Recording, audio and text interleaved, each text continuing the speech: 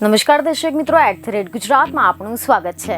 લોકસભાની ચૂંટણી ગમે ત્યારે જાહેર થઈ શકે છે અને જેમ જેમ ચૂંટણીના દિવસો નજીક આવી રહ્યા છે તેમ તેમ તોડજોડનું રાજકારણ પણ તેજ બનતું જઈ રહ્યું છે, જેમાં પણ હાલમાં તો પક્ષ પલટો કરીને કેસરિયા ધારણ કરવાનો સિલસિલો યથાવત જોવા મળી રહ્યો છે। જેમાં હવે નામ ઉમેરાયું છે જૂનાગઢમાં માણાવદરના પૂર્વ ધારાસભ્ય અરવિંદભાઈ લાડાણીનું। જી હા, એવી ખબરો મળી રહી છે કે ભાજપના રાજકીય ભરતી મેળામાં છેલ્લા 35 વર્ષથી કોંગ્રેસમાં સક્રિય રહેલા જૂનાગઢમાં પૂર્વ ધારાસભ્ય અરવિંદ લાડાણી સહિત કોંગ્રેસના 300 થી પણ વધુ કાર્યકરોએ કેસરિયા ધારણ કર્યા છે। એટલે કે હવે લાડાણી વિધિવત રીતે ભાજપના લાડકવાયા બની ગયા છે।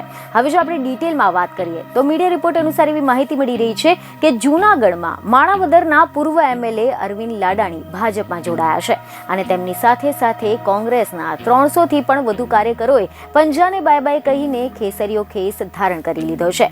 વંથલીમાં એપીએમસી ખાતે સીઆર પાટીલની હાજરીમાં આ તમામે ભાજપનો ખેસ ધારણ કરીને કોંગ્રેસને અલવિદા કહી દીધું છે। જોકે ભાજપમાં જોડાયા બાદ અરવિંદ લાડાણીએ પ્રતિક્રિયા આપતા કહ્યું કે ભાજપમાં સામાન્ય કાર્યકર્તા તરીકે કામ કરવા માટે પણ તૈયાર છું।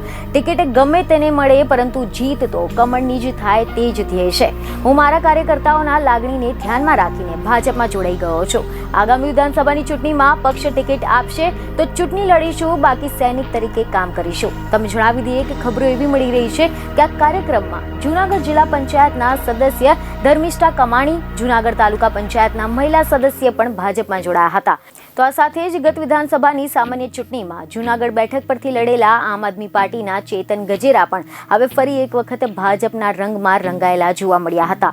જો કે આ કાર્યક્રમમાં માણાવદર વિધાનસભા બેઠકના પૂર્વ ધારાસભ્ય અને પૂર્વ કેબિનેટ પ્રધાન જવાહર ચાવડાની ગેરહાજરી એ નોંધનીય બની હતી।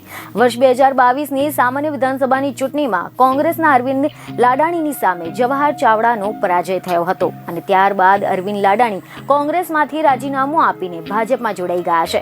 ત્યારે આવામાં જવાહર ચાવડાની ગેરહાજરીની ચર્ચાએ વેગ પકડ્યો હતો। બીજને ખબરો સાથે ફરી મળીશું। ધન્યવાદ।